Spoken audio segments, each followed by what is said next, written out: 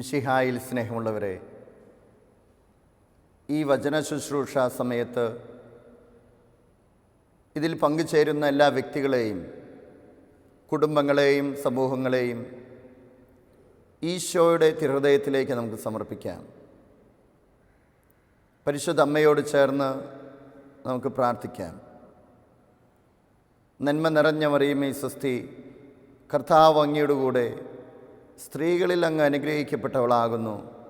അങ്ങയുടെ ഉദരത്തിൻ്റെ ഫലമായ ഈശോ അനുഗ്രഹിക്കപ്പെട്ടവനാകുന്നു.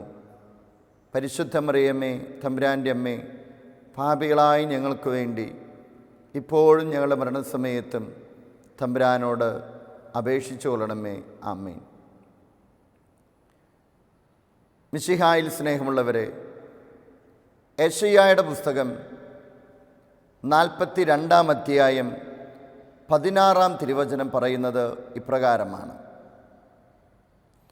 അജ്ഞാതമായ മാർഗത്തിൽ കുരുടരെ ഞാൻ നയിക്കും, അപരിചിതമായ പാതയിൽ അവരെ ഞാൻ നടത്തും. അവരുടെ മുമ്പിലെ അന്ധകാരത്തെ ഞാൻ പ്രകാശമാക്കുകയും ദുർഘടദേശങ്ങളെ നിരപ്പാക്കുകയും ചെയ്യും. അവരുടെ മുമ്പിലെ അന്ധകാരത്തെ ഞാൻ പ്രകാശമാക്കും. കർത്താവ് വ്യക്തമായി അരുളി ചെയ്യുന്ന വാക്കുകളാണിവ. കർത്താവ് സ്നേഹിക്കുന്നവരെ, കർത്താവ് പരിപാലിക്കുന്നവരെ, അവരുടെ ജീവിതത്തിൽ ഏതെങ്കിലും തരത്തിലുള്ള അന്ധകാരങ്ങളുണ്ടെങ്കിൽ അതിനെയെല്ലാം ഞാൻ പ്രകാശമാക്കി മാറ്റും. ദുർഘടദേശങ്ങളെ നിരപ്പാക്കുകയും ചെയ്യും. പ്രിയപ്പെട്ടവരെ, ഈ ശുശ്രൂഷ സമയത്ത് ഒരൊറ്റ വാക്കാണ് എൻ്റെ മനസ്സിലേക്ക് കടന്നു വരുന്നത്: നിർണായകമായ നിമിഷങ്ങൾ. ഒരു വ്യക്തിയുടെ ജീവിതത്തിൽ നിർണായകമായ നിമിഷങ്ങളിൽ കർത്താവ് എങ്ങനെയാണ് ആ വ്യക്തിയുടെ ജീവിതത്തിൽ ഇടപെടുന്നത്? Crucial moments.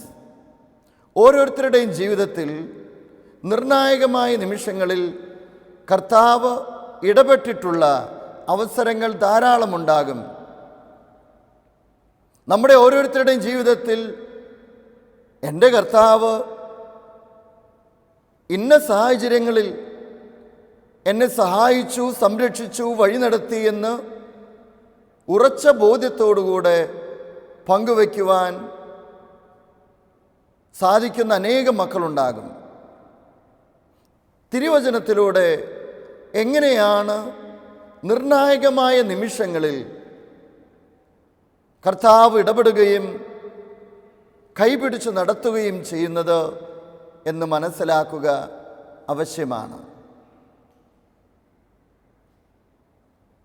പഴയ നിയമത്തിൽ നിന്ന് രണ്ടും പുതിയ നിയമത്തിൽ നിന്ന് രണ്ടും ഉദാഹരണങ്ങളാണ് എൻ്റെ മനസ്സിലേക്ക് ഇന്നത്തെ വചന ശുശ്രൂഷയ്ക്കായി എൻ്റെ മനസ്സിലേക്ക് കടന്നു വരുന്നത്. ഒന്നാമത്തേത് നമുക്കെല്ലാവർക്കും അറിയാവുന്നതുപോലെ ഉൽപ്പത്തിയുടെ പുസ്തകം 20, 21, 22 അധ്യായങ്ങളിൽ പറയുന്ന അബ്രാഹത്തിൻ്റെ ബലിയെക്കുറിച്ചാണ്.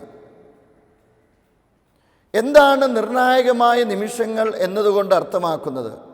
അതിൻ്റെ മുൻപും അതിൻ്റെ പുറകിലും ഉള്ള നിമിഷങ്ങളേക്കാൾ ഈ നിമിഷമാണ് ഏറ്റവും പ്രധാനപ്പെട്ടത്. അബ്രാഹത്തിൻ്റെ ജീവിതത്തിൽ നമ്മൾ കാണുന്നു, ദൈവം അവനെ പ്രത്യേകമാം വിധം അനുഗ്രഹിക്കുന്നു. ആകാശത്തിലെ നക്ഷത്രങ്ങളെപ്പോലെ, കടൽ തീരത്തെ മണൽത്തരികളെപ്പോലെ നിന്നിൽ നിന്ന് സന്താനങ്ങൾ ജനിക്കും. ഞാൻ നിന്നെ അനുഗ്രഹിക്കും. നീ ആരെയൊക്കെ അനുഗ്രഹിക്കുന്നു അവരെയും ഞാൻ അനുഗ്രഹിക്കും. നീ ഒരു അനുഗ്രഹമായിരിക്കും എന്ന് പറയുന്ന കർത്താവ് ഈ അനുഗ്രഹത്തിൻ്റെ പൂർത്തീകരണമായി നമ്മൾ കാണുന്നു. പ്രായമേറെത്തിയിട്ടും സാറ ഒരു കുഞ്ഞിന് ജന്മം നൽകുന്നു അബ്രാഹത്തിൻ്റെ ഭാര്യ. സാറാ പറയുന്നുണ്ട്, ഇത് കേൾക്കുന്ന മനുഷ്യരൊക്കെ അവരൊക്കെ ചിരിക്കും, ഈ പ്രായത്തിൽ എനിക്കൊരു കുഞ്ഞിനെ തന്നല്ലോ. അതുകൊണ്ട് ആ കുഞ്ഞിന് പേര് നൽകിയത് തന്നെ അവൻ ചിരിക്കുന്നു എന്നുള്ള പേര് തന്നെയാണ്, ഇസ്ഹാക്ക്. അവൻ ചിരിക്കുന്നു. ഞാനതിനെ കുറച്ചുകൂടി നാടൻ ഭാഷയിൽ പറഞ്ഞു കഴിഞ്ഞാൽ, എപ്പോഴും പുഞ്ചിരി തൂകുന്ന, എപ്പോഴും നിർമ്മല ഹൃദയത്തോടെ പുഞ്ചിരിക്കുന്നൊരു ഹൃദയമുള്ളവനായിരുന്നു ഇസ്ഹാക്ക്, ബാലനായ ഇസ്ഹാക്ക് എന്ന് വേണമെങ്കിൽ നമുക്ക് കാണുവാൻ സാധിക്കും. ഇതാ ഒരു നിർണായകമായ നിമിഷത്തിലേക്ക് അബ്രാഹം കടന്നു പോകുന്നത് നമ്മൾ കാണുന്നു. തൻ്റെ ഏക മകനെ ബലിയർപ്പിക്കാനായി കർത്താവ് ആവശ്യപ്പെടുന്നു. ഒരു ഭാഗത്ത് കർത്താവ് വാഗ്ദാനം ചെയ്തിരിക്കുന്ന അനുഗ്രഹം അബ്രാഹത്തിൻ്റെ കൺമുമ്പിലുണ്ട്. ഇതാ നിന്നിൽ നിന്ന് ഒരു വലിയ ജനതയാണ് പുറപ്പെടാൻ പോകുന്നത്. അതിന് തുടക്കം കുറിച്ചിരിക്കുന്ന ഇസ്ഹാക്കിനെയാണ് ബലിയർപ്പിക്കുവാൻ കർത്താവ് ആവശ്യപ്പെടുന്നത്. ഇവിടെയാണ് നിർണായകമായ നിമിഷം എന്നതുകൊണ്ട് അർത്ഥമാക്കുന്നത്. അപ്പനും മകനും വൃത്യരും കൂടെ ബലിയർപ്പിക്കാൻ പോകുന്ന രംഗം ഉൽപ്പത്തിയുടെ പുസ്തകത്തിൽ മനോഹരമായി വിവരിച്ചിരിക്കുന്നത് നമ്മൾ വായിക്കുന്നുണ്ട്. മകൻ ചോദിക്കുന്നുണ്ട്, അപ്പാ, നമ്മുടെ കയ്യിൽ വിറകുണ്ട്, തീയുണ്ട്, പക്ഷേ ബലിയർപ്പിക്കാനുള്ള മൃഗം എവിടെ? ഞാനിങ്ങനെ ചിന്തിക്കുന്നു, ബാലനായിരിക്കുന്ന ഇസ്ഹാക്ക് പലതവണ കണ്ടു കാണണം പിതാവ് ബലിയർപ്പിക്കുന്നത്. ബലിമൃഗമില്ലാതെ എങ്ങനെയാണ് ബലിയർപ്പിക്കുക? ഉള്ളിൻ്റെ ഉള്ളിൽ നിന്ന് പിതാവായ അബ്രാഹം പറഞ്ഞു കാണണം, അതെല്ലാം ദൈവം തരും മകനെ. അപ്പോഴും ഈ ബാലനായ ഇസ്ഹാക്കിന് അറിഞ്ഞുകൂടായിരുന്നു ഞാനാണ് ബലിവസ്തു എന്നുള്ള കാര്യം. ഞാനാണ് ബലിവസ്തു എന്നുള്ള കാര്യം അജ്ഞാതമായിരുന്നു ഇസ്ഹാക്കിന്. ഭൃത്യന്മാരെ മാറ്റി നിർത്തി അപ്പനും മകനും കൂടെ മോറിയ മലയിലേക്ക് കയറിപ്പോകുന്ന രംഗം. അവിടെ ചെല്ലുന്നു, ബലിപീഠം നിർമ്മിക്കുന്നു. പക്ഷേ ബലിപീഠത്തിൽ ബലിവസ്തുവായി ഇതാ ഇസ്ഹാക്കിനെ ബന്ധിച്ച് ബലിപീഠത്തിൽ കിടത്തുന്നു. പ്രിയപ്പെട്ടവരെ, അബ്രാഹം കത്തി ഉയർത്തി പിടിച്ച് ഇതാ ഇസ്ഹാക്കിനെ ബലിയർപ്പിക്കുന്ന നിമിഷം, അത് നിർണായകമായ നിമിഷമാണ്. ഒരൊറ്റ നിമിഷം കൊണ്ട് ഇതാ കർത്താവ് പറഞ്ഞത് പ്രകാരം ഇതാ തൻ്റെ മകൻ ബലിവസ്തുവായി ഇത് അർപ്പിക്കപ്പെടാൻ പോകുന്നു. ഒരൊറ്റ നിമിഷത്തെ കാര്യമേ ഉള്ളൂ. പക്ഷേ ദൈവത്തിൻ്റെ മുൻപിൽ ആ നിർണായകമായ നിമിഷം ഏറെ വിലപ്പെട്ടതാണ്. ജീവൻ്റെയും മരണത്തിൻ്റെയും മുമ്പിൽ നിൽക്കുന്ന ഇസ്ഹാക്കിന് ഇതാ ദൈവം അനുഗ്രഹമായി കടന്നു വരുന്നു. തൻ്റെ മകന് പകരം ഇതാ ഈ കുഞ്ഞാടിനെ ബലിയർപ്പിക്കുക എന്നുള്ള വചനം നമ്മൾ വായിക്കുന്നുണ്ടല്ലോ. പ്രിയപ്പെട്ടവരെ, വളരെ ക്രൂഷ്യലായിട്ടുള്ള മോമെൻ്റാണ് അബ്രാഹത്തിൻ്റെ ജീവിതത്തിലൂടെ അല്ലെങ്കിൽ ഇസ്ഹാക്കിൻ്റെ ജീവിതത്തിലൂടെ കടന്നു പോകുന്നത്. പക്ഷേ ആ നിർണായകമായ നിമിഷങ്ങളിൽ ദൈവം വളരെ വ്യക്തമായി അവരുടെ ജീവിതത്തിൽ ഇടപെടുന്നു. അബ്രാഹം ഇങ്ങനെ പറയുന്നുണ്ടല്ലോ, യാഹ്വേയരെ, ദൈവത്തിൻ്റെ മലയിൽ, കർത്താവിൻ്റെ മലയിൽ എല്ലാം അവിടുന്ന് പ്രദാനം ചെയ്യുന്നു. നിർണായകമായ നിമിഷങ്ങളിൽ കർത്താവ് വേണ്ടതെല്ലാം നമുക്ക് പ്രദാനം ചെയ്യുന്നു. ഓരോരുത്തരുടെയും ജീവിതത്തിൽ ഇതുപോലെ നിർണായകമായ നിമിഷങ്ങളുണ്ടാകും. തീരുമാനങ്ങൾ എടുക്കേണ്ടതായിരിക്കാം. ജീവിതം ഇനി എങ്ങനെയാണ് മുന്നോട്ട് കൊണ്ടുപോകേണ്ടതെന്നറിയാതെ വിഷമിക്കുന്ന സാഹചര്യങ്ങളായിരിക്കാം. പക്ഷേ ദൈവം നിർണായകമായ നിമിഷങ്ങളിൽ ഇടപെടുന്നത് തിരുവചനത്തിൽ നമ്മൾ കാണുന്നു. ഞാൻ ഓർക്കുന്ന ഒരു സഹോദരി, ഗർഭവതിയായിരിക്കുന്ന സഹോദരി 5 മാസം ഒരു കുഞ്ഞിന് ഗർഭം ധരിച്ചിരിക്കുന്നു. 5 മാസം കഴിഞ്ഞു. ഡോക്ടർമാർ പറഞ്ഞു, പരിശോധനയിൽ ഇങ്ങനെയാണ് ആ സ്ത്രീയോട് പറഞ്ഞത്, മകളെ, നിന്റെ കുഞ്ഞ് ഇനി വളരുവാൻ അനുവദിച്ചു കഴിഞ്ഞാൽ നിനക്ക് ജനിക്കാൻ പോകുന്ന ഈ കുഞ്ഞ് മന്ദബുദ്ധിയായോ അംഗവൈകല്യമുള്ള കുഞ്ഞായിട്ടായിരിക്കും ഈ കുഞ്ഞ് ജനിക്കാൻ പോകുന്നത്. നിനക്ക് വേണമെങ്കിൽ അബോർഷൻ ചെയ്ത് കളയാം. വൈദ്യശാസ്ത്രം പറയുന്ന കാര്യങ്ങൾ ഒരു വശത്ത്, വളരെ നാളത്തെ ആഗ്രഹത്തിൽ പ്രാർത്ഥനയിൽ കഴിഞ്ഞതിൻ്റെ ഫലമായി ദൈവം തന്ന അനുഗ്രഹം ഒരു വശത്ത്, അതിൻ്റെ ഇടയ്ക്ക് നിർണായകമായ നിമിഷങ്ങളിലൂടെ ഈ സ്ത്രീ കടന്നു പോകുന്നു. ഞാനിനി എന്താണ് ചെയ്യേണ്ടത്? ജെറൂസലേം വചനകൂടാരത്തോട് പ്രാർത്ഥനാ സഹായം അപേക്ഷിച്ചിട്ടുള്ള കുഞ്ഞുങ്ങളൊന്നും നിരാശരായി കടന്നു പോകുന്നത് കണ്ടിട്ടില്ല. എത്രയോ കുഞ്ഞുങ്ങളെ ജെറൂസലേം വചനകൂടാരത്തിൻ്റെ അൾത്താരയിൽ കർത്താവ് വളർത്തിയിരിക്കുന്നു. വൈദ്യശാസ്ത്രം തള്ളിക്കളഞ്ഞ ഉപേക്ഷിച്ച കുഞ്ഞുങ്ങളെ കരങ്ങളിലെടുത്തുകൊണ്ട് എത്രയോ മക്കൾ കർത്താവിൻ്റെ സന്നിധിയിൽ സാക്ഷ്യത്തിനായി കടന്നു വന്നുകൊണ്ടിരിക്കുന്നു. പ്രിയപ്പെട്ടവരെ, വിദേശ രാജ്യത്ത് ജോലി ചെയ്യുന്ന ഈ സ്ത്രീ ഫോണിലൂടെ വിളിച്ചു പറയുന്നു, അച്ഛാ, ഞാനിനി എന്താണ് ചെയ്യേണ്ടത്? ഈ കുഞ്ഞിനെ നശിപ്പിച്ച് കളയാനായിട്ട് വൈദ്യശാസ്ത്രം ആവശ്യപ്പെടുന്നു. വളരെ നാളത്തെ പ്രാർത്ഥനയുടെ ഫലമായി കർത്താവ് തന്ന ഈ ദാനത്തെ ഞാൻ എങ്ങനെയാണ് ഉപേക്ഷിക്കുക? ഫോണിലൂടെ ആ മകൾക്ക് വേണ്ടി പ്രാർത്ഥിച്ച് ഇങ്ങനെ പറഞ്ഞത് ഞാൻ ഇന്നും ഓർക്കുന്നു, കർത്താവ് അറിയാതെ ഒന്നും സംഭവിക്കുകയില്ല. കർത്താവ് തന്ന ദാനത്തെ വളർത്തിക്കൊള്ളുക, കർത്താവ് തന്നെ അതിനെ അനുഗ്രഹിക്കും. പ്രിയപ്പെട്ടവരെ, 2 ആഴ്ച മുമ്പ് ജെറൂസലേമിൻ്റെ അൾത്താരയിൽ ഒരു കൈക്കുഞ്ഞുമായി ഈ മകൾ കടന്നു വന്നത്, സാക്ഷ്യപ്പെടുത്തിയത് എൻ്റെ മനസ്സിൽ ഇന്നും ഞാൻ സ്നേഹപൂർവ്വം ഓർക്കുന്നു. വൈദ്യശാസ്ത്രം പറഞ്ഞതാ ഈ കുഞ്ഞിനെ കളഞ്ഞുകൊള്ളാൻ. പക്ഷേ ഇന്നെനിക്കിതാ സമയത്തിൻ്റെ പൂർണ്ണതയിൽ ആരോഗ്യമുള്ള അനുഗ്രഹമുള്ളൊരു കുഞ്ഞിനെ കർത്താവ് തന്നിരിക്കുന്നു എന്ന് പറഞ്ഞുകൊണ്ട് ആ സ്ത്രീ സാക്ഷ്യപ്പെടുത്തുകയുണ്ടായി. ആ സ്ത്രീയെ സംബന്ധിച്ച് നിർണായകമായ നിമിഷങ്ങളിലൂടെയാണ് കടന്നുപോയിക്കൊണ്ടിരുന്നത്.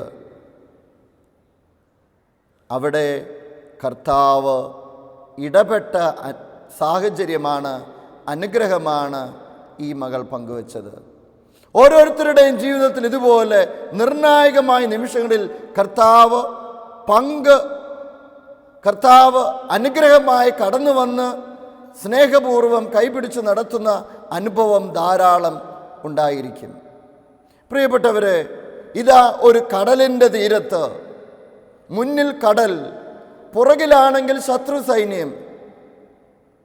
പുറപ്പാടിൻ്റെ പുസ്തകം 13ഉം 14ഉം അധ്യായങ്ങൾ ഇത് നമ്മളോട് പറയുന്നുണ്ട്. അവിടുത്തെ നായകനായിരിക്കുന്ന മോശ ഇസ്രായേൽ ജനത്തെ ഈജിപ്തിൽ നിന്ന് നയിച്ചു കൊണ്ടുവന്ന് ഇതാ കടൽ തീരത്ത് കൂടാരമടിച്ച് കടൽ എങ്ങനെയാണ് കടക്കേണ്ടത് എന്ന് കാത്തുകൊണ്ട് അവിടെ ആയിരിക്കുന്ന അവസരത്തിൽ ഇതാ പുറകിൽ ശത്രു സൈന്യം, മുൻപിൽ കടൽ. മോശയെ സംബന്ധിച്ച് നിർണായകമായ നിമിഷങ്ങളിലൂടെ കടന്നുപോയ അവസരമാണത്. ഇസ്രായേൽ ജനത്തെ സംബന്ധിച്ച് നിർണായകമായ നിമിഷങ്ങളിലൂടെ കടന്നുപോയ അവസരമാണത്. ഇസ്രായേൽ ജനം ഒന്നടങ്കം മോശയ്ക്കെതിരെ സംസാരിക്കുന്ന നമ്മൾ കാണുന്നു. ഈ മരുഭൂമിയിൽ കൊണ്ടുവന്ന് ഞങ്ങളെ കൊല്ലാൻ വേണ്ടിയിട്ടാണോ ഞങ്ങളെ കൂട്ടിക്കൊണ്ടുവന്നത്? ഈജിപ്തിൽ ശവക്കുഴികൾ ഇല്ലാഞ്ഞിട്ടാണോ ഞങ്ങളെ ഇതുപോലൊരു ദുർഘടാവസ്ഥയിൽ കൊണ്ടുവന്നെത്തിച്ചിരിക്കുന്നത്? അപ്പോഴേ ഞങ്ങൾ പറഞ്ഞതല്ലേ ഈജിപ്തിൽ അവർക്ക് അടിമകളായി ഞങ്ങൾ ജീവിച്ചു കൊള്ളാമെന്ന്. പിന്നെ എന്തിനാണ് ഞങ്ങളെ ഇങ്ങോട്ട് കൂട്ടിക്കൊണ്ടുവന്നത്? ഒരു ഭാഗത്ത് ശത്രു സൈന്യം, മറുഭാഗത്ത് ഇരമ്പുന്ന കടൽ, അതോടൊപ്പം തന്നെ ഇതാ കൂടെ നിൽക്കുന്നവരും എതിർത്ത് സംസാരിക്കാനായിട്ട് തുടങ്ങുന്നു. മോശ അവരോട് പറയുന്നുണ്ട്, നിങ്ങളുടെ ഇടയിൽ ഇതാ കർത്താവ് അത്ഭുതങ്ങൾ ചെയ്യാൻ പോകുന്നു, അടയാളങ്ങൾ പ്രവർത്തിക്കാൻ പോകുന്നു.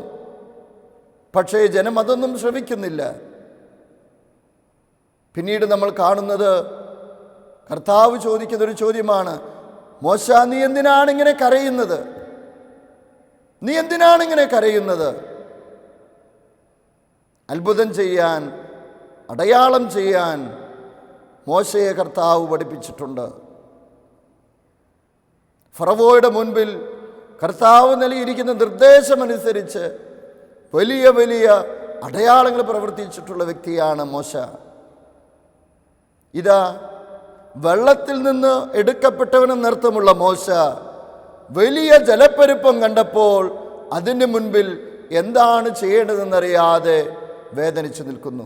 ഈ നിർണായകമായ നിമിഷത്തിലാണ് ദൈവം ഇടപെടുന്നത്. നീ കരങ്ങൾ നീട്ടുക ഈ കടലിൻ്റെ മീതെ. ഇതാ വലിയൊരു അത്ഭുതം നടക്കുന്നു. വരണ്ട നിലത്തുകൂടെ എന്നതുപോലെ ഇസ്രായേൽ ജനം മുഴുവൻ ഇതാ കടൽ കടക്കുന്നതായി നമ്മൾ തിരുവചനത്തിൽ വായിക്കുന്നു. ഈ രംഗം ഒന്ന് ഭാവനയിൽ കൊണ്ടുവന്നു കഴിഞ്ഞാൽ എത്രയോ രസകരമായിരിക്കും. കടന്നുപോകുന്ന സ്ഥലത്തിൻ്റെ രണ്ട് വശങ്ങളിലും ജലം വലിയ ഭിത്തി പോലെ ഉയർന്നു നിൽക്കുക. അതിന് നടുവിലൂടെ ഉണങ്ങിയ വരണ്ട നിലത്തിലൂടെ ജനം കടന്നു പോകുക. പ്രിയപ്പെട്ടവരെ, ഈജിപ്ത് സൈന്യം അവരെ പിന്തുടരുന്നു. അവരും ഇതിലൂടെ കടക്കാനായിട്ട് പരിശ്രമിക്കുന്നു. ഇസ്രായേൽ ജനം അപ്പുറത്തേക്ക് കടന്ന് നീങ്ങിയതിനു ശേഷം ഇതാ ഈജിപ്ത് സൈന്യം മുഴുവൻ നശിക്കുന്നതായി കാണുന്നു. അവർ വിളിച്ചു പറയുന്നുണ്ട്, ഇത് അവർക്ക് വേണ്ടി അവരുടെ ദൈവം ഇതാ യുദ്ധം ചെയ്യുന്നു, നമുക്കെതിരെ യുദ്ധം ചെയ്യുന്നു. നിർണായകമായ നിമിഷങ്ങളിൽ നമ്മുടെ കർത്താവ് നമുക്ക് വേണ്ടി യുദ്ധം നയിക്കുന്നവനാണ്. നിർണായകമായ നിമിഷങ്ങളിൽ നമ്മുടെ കർത്താവ് നമുക്ക് വേണ്ടി യുദ്ധം നയിക്കുന്നവനാണ്. യുദ്ധം നയിക്കുന്നതും യുദ്ധം വിജയിപ്പിക്കുന്നതും കർത്താവ് തന്നെ. നമ്മളൊക്കെ അവിടെ അപ്രസക്തരാണ്. കർത്താവാണ് നിർണായകമായ നിമിഷങ്ങളിൽ യുദ്ധം ചെയ്യുന്നത്, യുദ്ധം നയിക്കുന്നത്. നമ്മളൊരു ജോസഫിനെ കാണുന്നു പുതിയ നിയമത്തിൽ. നിർണായകമായ നിമിഷങ്ങളിലൂടെ കടന്നുപോയ വ്യക്തി ജോസഫ്. തിരുവചനത്തിൽ നമ്മൾ വായിക്കുന്നത് ഇപ്രകാരമാണ്: മറിയത്തെ ഭാര്യയായി സ്വീകരിക്കുന്നതിന് മുമ്പ് അവൾ പരിശുദ്ധാത്മാവിനാൽ ഗർഭിണിയായി കാണപ്പെട്ടു.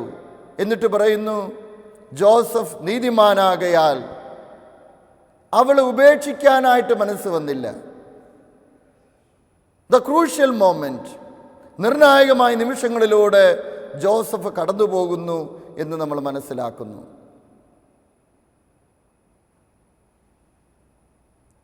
പരിശുദ്ധാത്മാവിനാലാണ് പരിശുദ്ധ അമ്മ പരിശുദ്ധ കന്യകാമറിയം ഗർഭിണിയായി കാണപ്പെട്ടത് എന്ന് ഇതാ ജോസഫിന് ബോധ്യമുണ്ട്. അതോടൊപ്പം തന്നെ ഞാനിങ്ങനെ ചിന്തിക്കുന്നു, ജോസഫും പരിശുദ്ധാത്മാവിനാൽ പൂരിതനായി കാണും.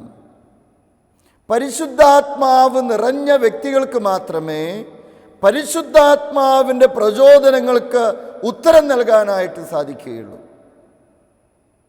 പരിശുദ്ധാത്മാവ് നിറഞ്ഞ വ്യക്തികൾക്ക് മാത്രമേ പരിശുദ്ധാത്മാവിൻ്റെ പ്രചോദനങ്ങൾക്ക് ഉത്തരം നൽകുവാനായിട്ട് സാധിക്കുകയുള്ളൂ. നിർണായകമായ നിമിഷങ്ങളിൽ എന്താണ് തീരുമാനമെടുക്കേണ്ടത് എന്ന് ആശങ്കപ്പെടുന്ന നിമിഷങ്ങളിൽ ജോസഫിൻ്റെ ജീവിതത്തിൽ കർത്താവ് ഇടപെടുന്നതായി കാണുന്നു.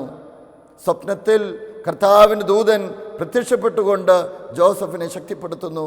മറിയത്തെ നീ ഭാര്യയായി സ്വീകരിക്കാൻ നീ ശങ്കിക്കേണ്ട, നീ ഭയപ്പെടേണ്ട. അവൾ ഗർഭം ധരിച്ചിരിക്കുന്നത് പരിശുദ്ധാത്മാവിൽ നിന്നാണ്.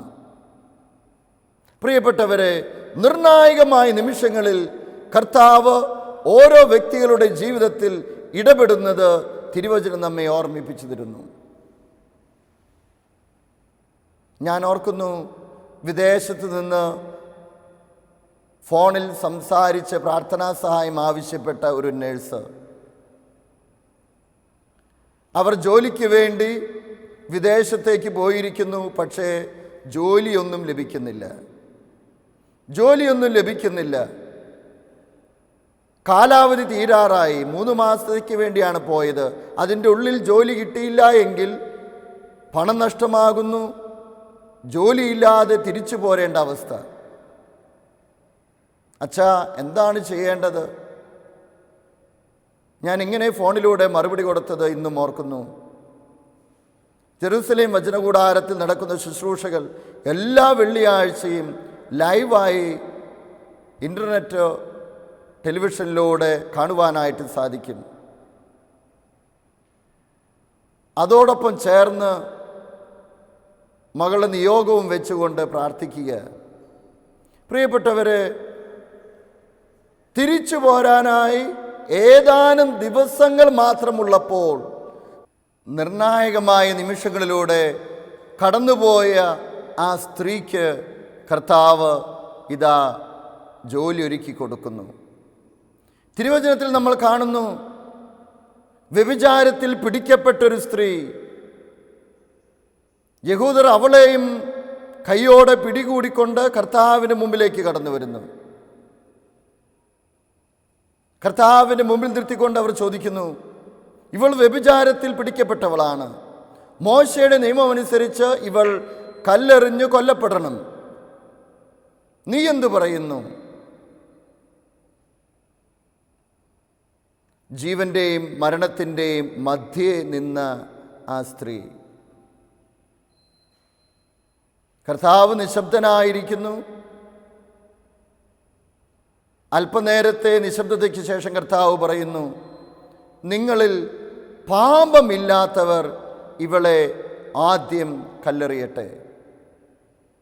നിങ്ങളിൽ പാപമില്ലാത്തവർ ആദ്യം ഇവളെ കല്ലെറിയട്ടെ. മുതിർന്നവർ തുടങ്ങി കല്ലുകൾ അവിടെ ഉപേക്ഷിച്ചുകൊണ്ട് കടന്നു പോകുന്നു. അവസാനം യേശുവും ആ സ്ത്രീയും മാത്രം അവശേഷിക്കുന്നു. ഈശോ ചോദിക്കുന്നുണ്ട്, മകളെ, ആരും നിന്നെ വിധിച്ചില്ലേ?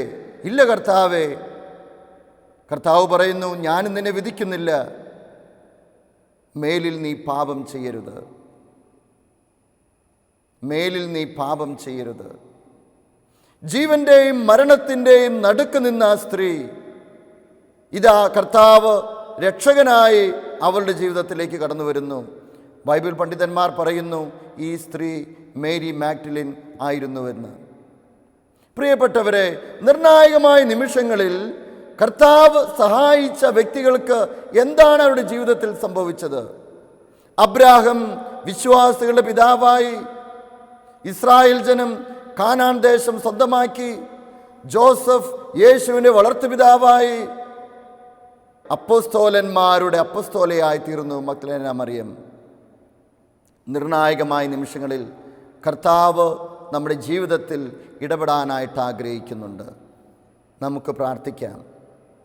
കാരുണ്യവാനായ കർത്താവേ, ഞങ്ങളുടെ ജീവിതത്തിലും നിർണായകമായ നിമിഷങ്ങളിലൂടെ ഞങ്ങൾ കടന്നു പോകുമ്പോൾ കർത്താവേ, നീ തന്നെ ഇടപെടണമേ. നീ തന്നെ ഞങ്ങളെ സഹായിക്കണമേ. നീ തന്നെ ഞങ്ങളെ വഴി നടത്തണമേ. നിത്യം പിതാവും പുത്രനും പരിശുദ്ധാത്മാവുമായി സർവേശ്വര എന്നേക്കും ആമേൻ.